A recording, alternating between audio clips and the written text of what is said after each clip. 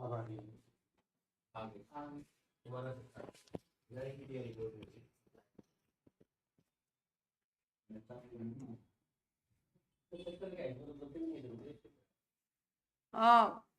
आप स्टार्ट कर दीजिए प्लीज, कमेंट दिख जाए मुझे।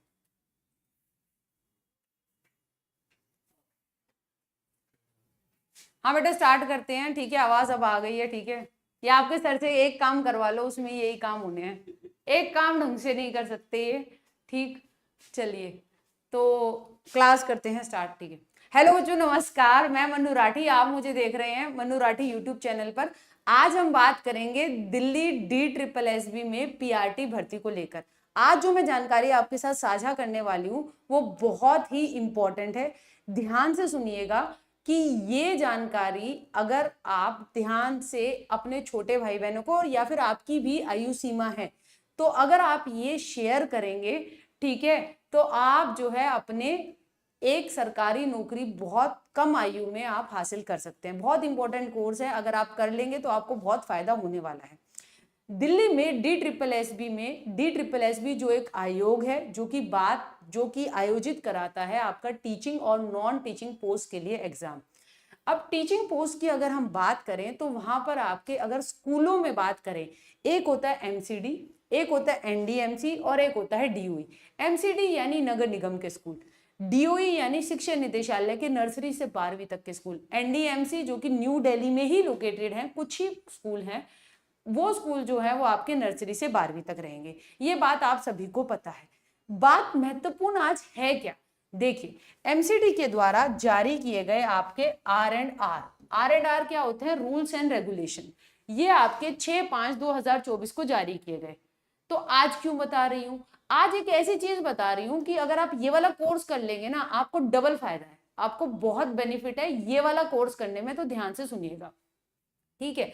पहले हम क्रम बाय क्रम चीजों को समझते हैं, इतिहास में पीछे जाते हैं। DSSB की वैकेंसी में देखिए, DSSB में वैकेंसी का एक एडवर्टाइजमेंट आता है, एडवर्टाइजमेंट नंबर 2/17, ठीक है। अब यहां पर आपका, इसमें आपकी क्या आती है, आपकी वैकेंसी आती है। दिल्ली में जो भी वैकेंसी होती है वो अपने पोस्ट कोड के नाम से जानी जाती है। जैसे यहाँ पे 15/17 आई थी स्पेशल एजुकेटर की भर्ती, MCD में आई थी, ठीक है। ये नई भर्ती नहीं आई है, पुरानी भर्ती आई है, उसको लेकर मैं चीज बता रही हूँ, ध्यान से सुनना। स्पेशल एजुकेटर की MCD में आई थी और 1540 पद थे।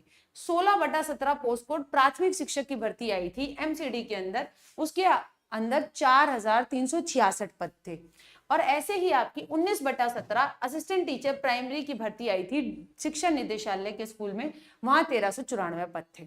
अब बात क्या हुई है, देखिए मैं आपसे सिर्फ इतना कहना चाह रही हूं कि अगर किसी ने अभी जो है 12th पास की है, ठीक है, तो उसके लिए ज्यादा फायदा जिस कोर्स को करने में है, ठीक है, तो वो कोर्स है आपका DLED, diploma in elementary education, आपका स्पेशल एजुकेशन वाला। या तो आप वो विजुअल इंपेयरमेंट में कर सकते हैं या हियरिंग इंपेयरमेंट में कर सकते हैं, ये वाला कोर्स। मैम इससे तो हम क्या दिव्यांग वालों को पढ़ाएंगे, भाई इससे होगा तुम्हें डबल बेनिफिट। अब तुम जो है जिसने ये वाला कोर्स कर रखा है, देखिए 12वीं पास के बाद सीधा ये डिप्लोमा किया जा सकता है और ये 2 साल का होता है, जो कि आपका rehabilitation council of India RCI द्वारा अप्रूव होता है, ठीक है। अब ये डिप्लोमा जो है इसके डबल फायदे हैं, इसका डबल फायदा अब मैं आपको दिखाऊंगी। देखिए एक तो आप PRT की जो रेगुलर पोस्ट हैं, ठीक है, उन पर जो है अप्लाई कर पाएंगे, ठीक। साथ के साथ जो आपकी स्पेशल एजुकेटर प्राइमरी की पद होते हैं उनमें आप अप्लाई कर पाएंगे। तो ये है इसका एक डबल बेनिफिट, ठीक है, समझ में आ गया। हाँ, इसको DLED भी बोल सकते हैं, DED भी बोल सकते हैं, कई जगह DED भी बोलते हैं, ठीक है। DED स्पेशल एजुकेशन में नाम से भी ये जाना जाता है, ज्यादा इसी नाम से जाना जाता है, ठीक है। बस ये है कि दिव्यांग जो है MR में भी होता है, ये मेंटल रिटार्डेशन में भी होता है। तो इसका बेनिफिट क्या हो गया कि भाई यहाँ पर आपका रेगुलर पोस्ट, जो रेगुलर भर्ती आती है उसमें भी आप आवेदन कर सकते हैं, और जो आपकी स्पेशल वाली भी होती है। देखिए ज्यादा इस पे मैंने आज तक इसलिए बात इसलिए नहीं की थी, आपको मैं दिखाती हूँ कारण, ठीक है। ये जो मैंने आपको 2017 वाली वैकेंसी दिखाई, ठीक है, इसमें आप देख सकते हैं कि ये एमसीडी में स्पेशल एजुकेटर की भर्ती 15/17। इसकी हम एलिजिबिलिटी पे जाते हैं, थोड़ा साफ कीजिएगा स्क्रीन, है ना। तो यहाँ पर अगर हम जाते हैं, रुक जा 15/17 थी ना।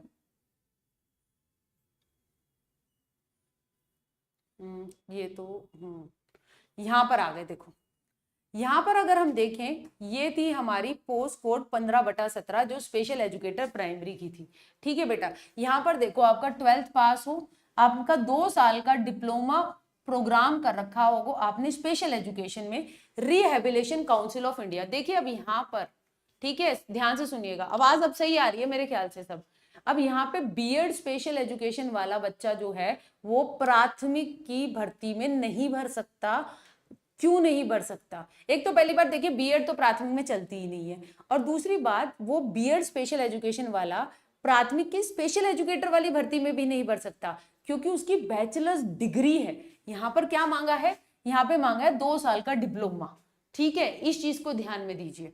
इसके बाद साथ में एक सीटेट पास हो। तो किसी को स्पेशल एजुकेशन प्राथमिक लगना है तो भाई सिंपल सी बात है, आप ये 12th कर लो, ये 2 साल का डिप्लोमा कर लो स्पेशल एजुकेशन में, सीटेट लेवल 1 पास कर लो, भर्ती आती है, पेपर दो और लगो।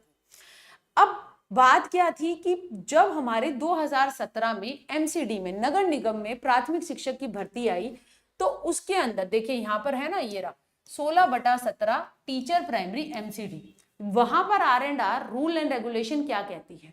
वहां पे कहती है 12th कर रखा हो, 2 साल का डिप्लोमा या सर्टिफिकेट कोर्स या एलिमेंट्री टीचर एजुकेशन कोर्स या जेबीटी ये कर रखी हो किसी रिकॉग्नाइज संस्थान से, आपने हिंदी पास कर रखी हो, आपने मस्ट हैव पास इंग्लिश एक सब्जेक्ट आपने सेकेंडरी या सीनियर सेकेंडरी पे, और आपका सीटेड लेवल 1 पास हो। मगर अब आया एक बड़ा परिवर्तन। क्या परिवर्तन आया?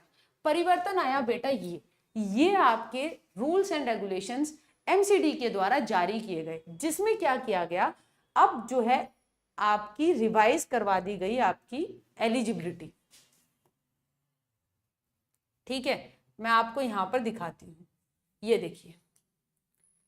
अब इसके तहत क्या रहा कि आपका यहां पर अगर आप ये वाला पॉइंट देखेंगे कि यहाँ पर एनसीटी वाला है, या तो एनसीटी से कर रखा हो, या ये वही आपका 2 साल का जो है डिप्लोमा कर रखा हो, या फिर आपने बीएलएड कर रखी हो 50% से, या फिर आपने देखिए मस्ट हैव पास्ड ये रहा सीनियर सेकेंडरी और its equivalent with at least 50% marks और 2 साल का diploma in education special education में। तो ये चीज ऐड हो गई। सिंपल सी सादी भाषा में तुमने समझाऊं तो भाई सिंपल सी बात है, ये दिव्यांग बच्चों को पढ़ाने वाला ये जो डिप्लोमा होता है, जो आरसीआई कराता है, ठीक है, जो डीएड स्पेशल एजुकेशन, चाहे वो विजुअल इंपेयरमेंट में हो, चाहे वो मेंटल रिटार्डेशन में हो, चाहे वो हियरिंग इंपेयरमेंट में हो, भाई पहले ये कोर्स करने वाले अपनी ही स्पेशल एजुकेटर की एमसीडी में भर्ती आती थी, तो बस उसी में जो है एलिजिबल हो पाते थे। अब ये बच्चे नए R&R के साथ ये भी घुस गए हैं जो भर्ती के अंदर, जो कि एक नॉर्मल रेगुलर जेबीटी की वैकेंसी थी। ध्यान से सुनिएगा, बहुत सारा बच्चा डीएलएड करे हुए बैठा हुआ है, तो देख लो ये भी उसमें आ गए। ये तो डबल बेनिफिट उठा रहे हैं, स्पेशल एजुकेटर की भर्ती में भी अपना भरेंगे और तुम्हारी वाली रेगुलर भर्ती में भी अब ये घुस चुके हैं। तो देख लो ये क्या मामला हो रहा है। ठीक है, तो इनको तो डबल बेनिफिट, इनके तो दोनों हाथों में लड्डू हैं। ठीक है, तुम्हारे लड्डू पहले ही सीमित हैं, ठीक, बड़ी मुश्किल से तुमने बीएड वालों से बचाए हैं, अब वो जो तुम्हारे लड्डू हैं वैकेंसी के, उसके ऊपर ये भी आ गए हैं। ये बात मैं तुम्हें समझाना चाह रही थी। और अगर कोई करना चाहता है इस कोर्स को तो उसको ये डबल बेनिफिट हो जाएगा। हाँ, मगर इस कोर्स में साफ सी बात है, आपको पता है जो रेगुलर भर्ती आती है उसकी वैकेंसी की कट ऑफ बहुत ज्यादा जाती है, और जो स्पेशल एजुकेटर में जो है आपकी कट ऑफ इतनी ज्यादा नहीं जाती। तो बहुत ही इंटेलिजेंट कोई होगा इनमें से तो वो तुम्हारी जो नॉर्मल डीएलएड वालों की रेगुलर प्राथमिक शिक्षक की भर्ती की पोस्ट खा जाएगा, वरना वो अपने वाली ही पोस्ट खाएगा जो उसकी, या फिर उसको जो है उस पर उसका सिलेक्शन होगा। ठीक है, ये बात मुझे समझानी थी। ठीक, ये चीज समझ में आई। पीआरटी का नोटिफिकेशन जैसे ही आएगा मैं बता दूंगी। मगर अगर कोई तुम्हारा छोटा भाई बहन है और वो डीएलएड करना चाहता है, ठीक है, 12th पास हुआ है अभी, ये तुम भी कर सकते हो ये डीएलएड, ठीक है। हाँ, बस ये देख लेना 30 प्लस तुम्हारी उम्र ना हो, क्योंकि यहाँ पर ये रहता है कि नौकरी उसी की लगती है कि भाई जिसकी जो उम्र है मतलब 30 प्लस ना हो, क्योंकि यहाँ पे जनरल की आयु सीमा 30 रहती है, ठीक है। ये वाली बात मुझे आपको समझानी थी, ठीक।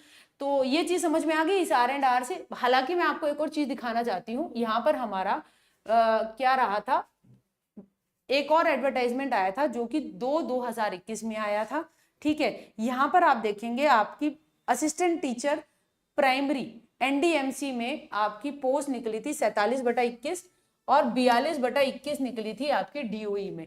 मगर जो हमारे शिक्षा निदेशालय वाले हैं, डीओई वाले और एनडीएमसी वाले, वो बड़े लिबरल किस्म के लोग हैं, ठीक है। एमसीडी इतनी लिबरल नहीं थी, वो इन स्पेशल एजुकेटर वालों को नहीं लेती थी प्राथमिक पे।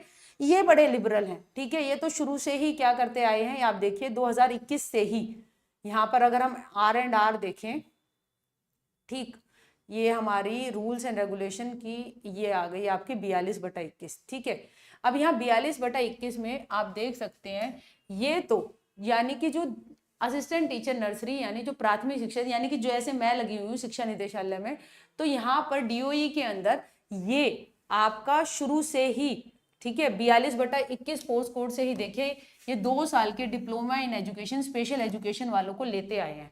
हालांकि मैं आपको बता दूंगी इतनी सर्विस मेरी हो गई है, मुझे कभी कोई ऐसा ये स्पेशल एजुकेशन का डिप्लोमा किया हुआ ज्यादा प्राथमिक में प्राइमरी की रेगुलर पोस्ट पे लगते हुए नहीं दिखाई दिए। क्योंकि भाई इनका क्या रहता है कि इनकी अपनी वैकेंसी आती है और उसमें कट ऑफ कम जाती है, तो ये उसी में इनका चयन हो जाता है। तो और आपको पता है कि जो रेगुलर भर्ती आती है रेगुलर प्राइमरी टीचर की, उसकी कट ऑफ तो आपकी कितनी ज्यादा 160, 155, 160 दोस्तों तक यहाँ तक क्रॉस करती है, ठीक है। ये बात है, ठीक। अब आपका कोई प्रश्न है तो आप पूछ सकते हैं।